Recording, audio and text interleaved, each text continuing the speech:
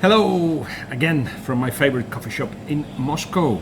I'm about 50-minute walk from Red Square. I'll be heading there in a minute because I've got some work to do, and then to the Luzhniki Stadium, of course, because Spain is playing later.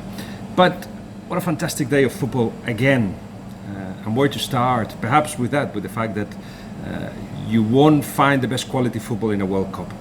Because remember, it's a bunch of people that get together for a month or so, and they don't have the ability to create the kind of mini relationships that you need to have between the striker and the one behind, or the striker and the other striker on the midfielders. You don't get any of that. You'll get that at club level in the Champions League. Wonderful football there. But here, the emotions have been roller coaster. It's been fantastic. It's been memorable, a lot of them, and there were more yesterday. Victory, of course, of France against Argentina that almost drew. And if they had done that with that last chance, you think, how the hell? Because France played obviously much better. They were superior as a team. And then, of course, Uruguay went through as well, leaving Messi and Ronaldo having to head home. And we'll talk on them in a minute. But first of all, Mbappe. Soon to be considered the best player in the world. I've got no doubt about that. I was told about him about 3 years ago, and then I followed his career, and I found out things like when he was 14, you could see, who does he remind you of? That run, I think he reached a high point of 37 kilometers per hour, like a sprinter he ran, but with the ball. It's like Romario, Brazilian Romario, isn't he? Powerful, but able to dribble as well, intelligent, a lot of quality with both foot. So all in all, it is a player of the highest caliber, and only 19. You have to look back to 58 for the last time that a teenager scored 2 goals in a knockout stage, and that was Pelé. But he did more than Mbappé. He provoked a penalty, provoked a foul on the edge of the box. That was the one that Griezmann hit the bar, and just made life very, very difficult for Argentina. Raised his level at the right time, and he did it under the eyes of being witnessed by Messi. Mbappe, I was saying, when he was 14, he was approached by Bayern Munich, Real Madrid, Manchester City, Liverpool, Chelsea, and he said no to all of them.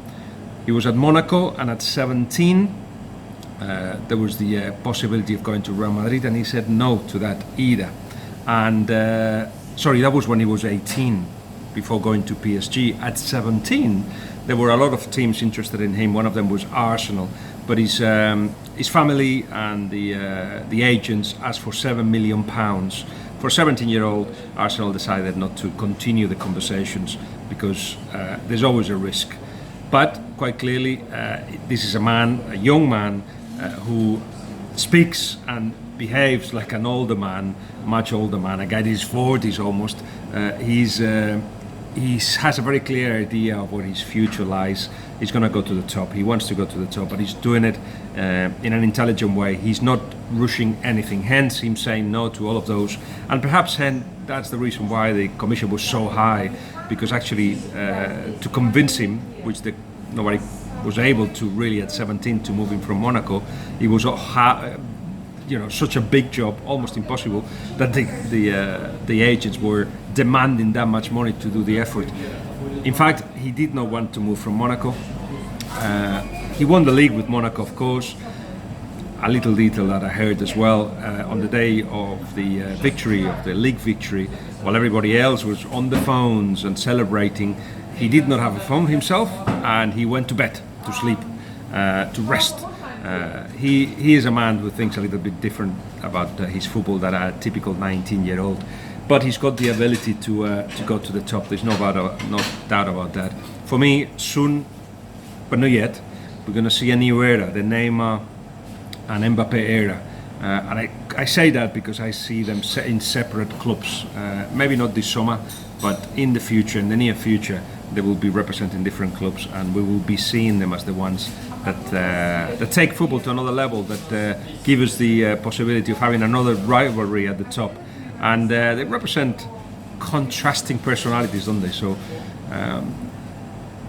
Mbappe is somebody to admire, to enjoy, and I think we haven't seen the last of him in this World Cup. And what's interesting is, as France were debating, is it the Griezmann team, is it Mbappe's team?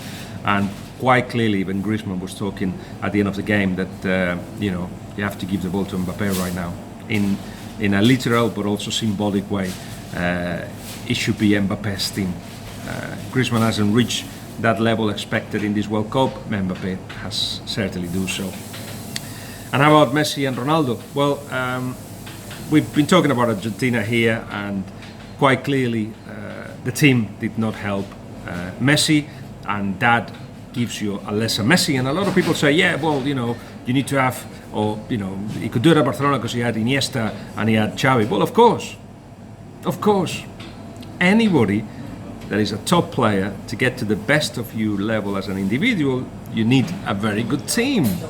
And Enzo Perez, Mascherano, Mesa, Pavón, even Di Maria, Higuaín, Kun Agüero, those have not reached the potential of some of them, have not reached the usual level, and that's down to the fact that partly the coach did not have a clear idea what he wanted. 15 different lineups, in 14 of them with a number 9, a striker. In the last one against France, he decides to play Messi as a false striker. Messi realized very early in the game that was not the thing to do, so he started dropping deeper, but then there was needed, a reference was needed up front, and Enzo Perez filled that gap sometimes until Kun Agüero came on later. A lot of tactical mistakes, Sampaoli was saying of Mascherano at the beginning of his tenure that he was a centre-back, perhaps one of the 3 centre-backs, because he was going to play with 3 at the back, and then he played with 2, with 4. And then he said, a midfielder, but he won't always play, and ended up playing everything. So not a clear idea what Sampaoli wanted. Perhaps he was better suited to a long-term plan, but I'm not even sure of that anymore. Quite clearly, the players have lost confidence in him, and that didn't help either, because of course then that means there is 5, 6, 7 minds deciding what the team has to be. He was a frustrated Messi. I saw it from the beginning in the first game. You could see that after 10 minutes there was a frustration in his body language. I decided to follow Messi for the first 45 minutes, everything he did. It's in my timeline in Twitter, and it just tells you everything that you saw later on in the tournament. The ball wasn't getting to him. I think it was like 140 interventions in the first game, and then 60 or so in the second, and 111 in the third, when you should actually play for him. Of course, when he intervened, he did wonderful things, but not enough to take Argentina on his own to the next level, because nobody wins the World Cup on their own, not even Maradona. But of course Maradona, as I keep saying, will not miss a pass anymore. So the legend will grow that he won the World Cup in '86 on his own, but he didn't. He had a good team, Caniggia and Valdano. This was a good team, but of course he will remember it differently. And that is the narrative of Maradona. He's God, and as such he could do whatever, and he won the World Cup, so whatever is allowed. And I think a lot of people wanted Messi to become Maradona, not just to win the World Cup, but to do it in a Maradona way. So there was so much compliment towards him, because he had a chat with the squad at halftime against Nigeria, because everybody fought to the last drop of sweat and blood, and Messi too. This is a Maradona way of winning. But to actually win, to actually get to a result, and in Argentina it's all about the result right now, you have to know how to get there. And Argentina have forgotten how to do that, how to get the best out of Messi. Interesting moment now, because of course Mascherano has said goodbye, but he said, you can get rid of all of us, but don't get rid of Messi. He's the only one that is needed.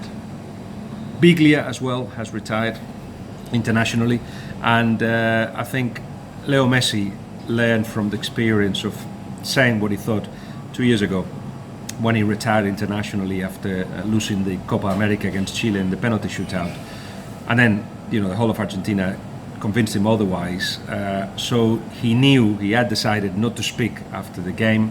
But I think it's a moment of reflection for him.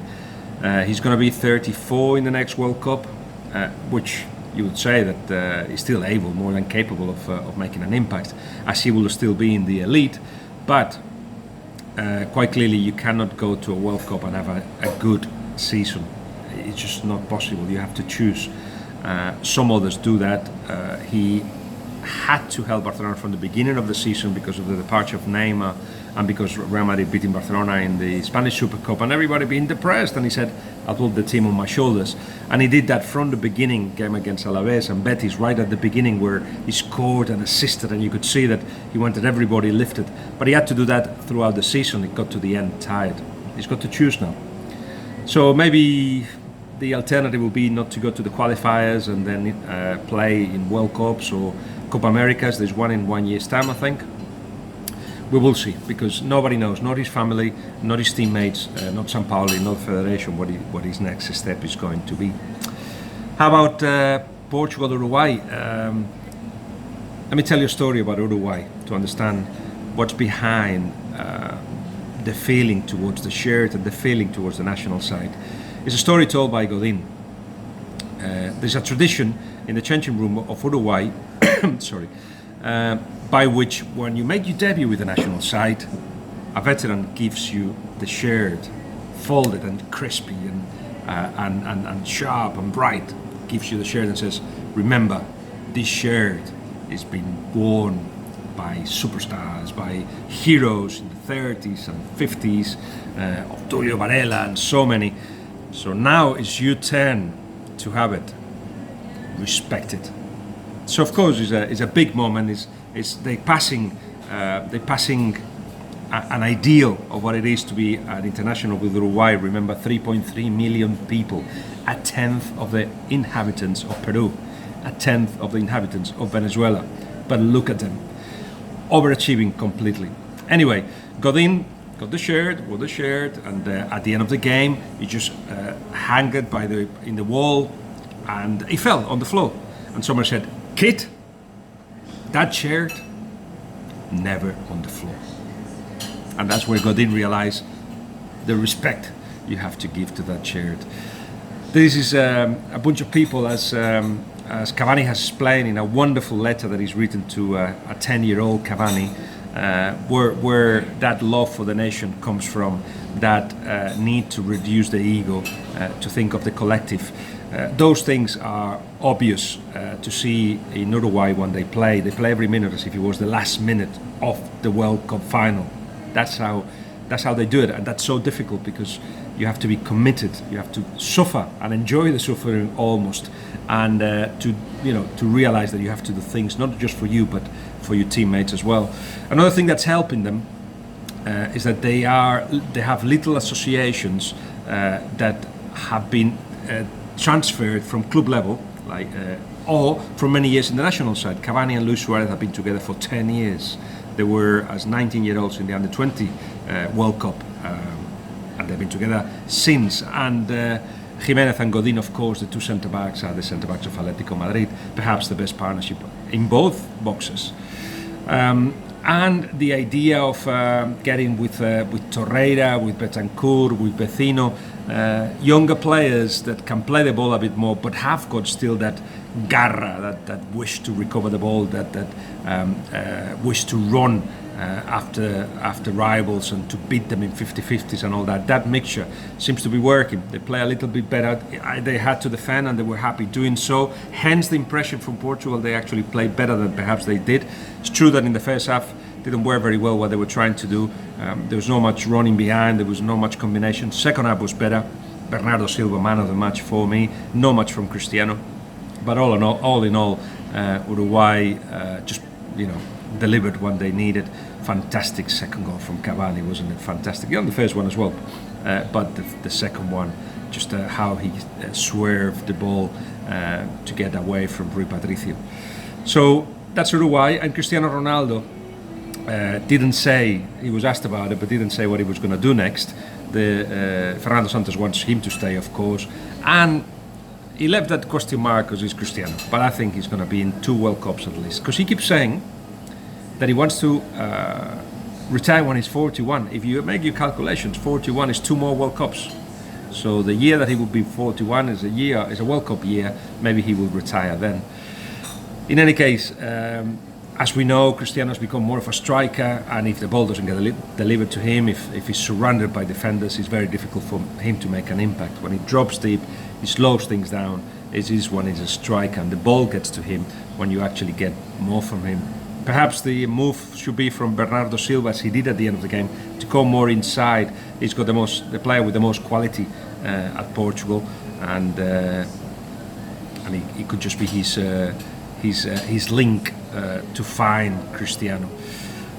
Anyway, that's what we've seen so far, and I will not analyze Spain much because, of course, the game is today, and by the time you listen to this, perhaps the game has been played. But I'm a bit scared because Russia have got so much pace up front. They're so effective, 16 goals on shot and 8 goals scored. With Juba, they've got a tall striker that can deliver the ball to him, and that's important because Spain become better when they're able to pressure high, but you can only pressure high if teams pass the ball. If they just go with 1 or 2 passes up front, long ball, it's difficult to do that, and if we have to defend in our own half, in our own box, we worse at it. So I've got my fears. Let's see, because there is rumors that Coca may return to the side, maybe Rodrigo instead of Costa, we will see, but I'm looking forward to it. So I will be there suffering with Spain. I don't enjoy suffering like the Uruguayans do. But the World Cup, to be honest, has been a spectacle that I'm so happy to be involved in, part of. I'll keep talking to you, whatever happens with Spain. See you later. Bye.